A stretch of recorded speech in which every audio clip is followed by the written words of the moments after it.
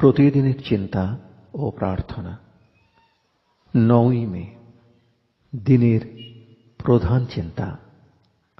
আমরা যদি পুনর্জন্ম লাভ করিয়া শিশুর মতো হইয়া না চলি, তবে আমরা কখনোই ভারমুক্ত হইতে পারিব না। মুখস্থ করা যায়, থাকি যেন চিরকাল শিশুর মতো অজ্ঞান অবোধ, তবেই তুমি ওগো সর্বজ্ঞ মহান মোরে দেখাইবে পথ। অসহায় শিশুর মতো আমি থাকিব অনুক্ষণ, তবেই তুমি ওহে বিরাট শক্তিমান বিশ্বের অধীশ্বর রাখিবে আমারে সর্বদা করি নিরাপদ।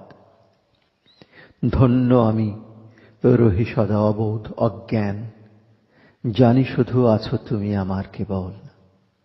কৃতজ্ঞ আমি যে গো অদৃষ্টের প্রতি, রাখে সে আমারে শিশু সম অজ্ঞ অসহায়, তাই আমি আছি করিয়া তোমার আশ্রয়। উপদেশ: শিশু কখনো বয়স্ক লোকেদের মতো ভাবনা চিন্তা বিচার বুদ্ধি লইয়া বিব্রত হয় না। সেই জন্যই শিশু সর্বদা নিরাপদ। শিশুর কোমলতা ও মাধুর্য এমন যে সমস্ত জগতের লোক শিশুর প্রতি আকৃষ্ট। শিশু যখন পৃথিবীতে জন্মগ্রহণ করে, তখন মনে হয় যেন সে কোন এক অজানা দেশের সৌরভ সঙ্গে লইয়া আসিয়াছে। এসো, আমরা সকলেই শিশুর মতো হই।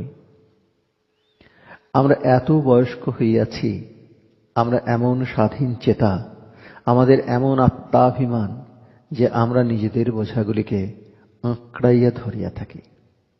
যখন আমরা বিশ্বাস করিতে শিখি, ভগবানে সম্পূর্ণ নির্ভরতা ও সরলতা অবলম্বন করি, তখন আমাদের যাহা কিছু বোঝা আপনা আপনি খসিয়া পড়ে।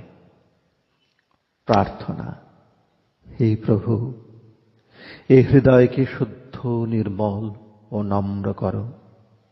আমি যেন পবিত্র চিত্তে অকপট ভাবে তোমার দিকে অগ্রসর হই।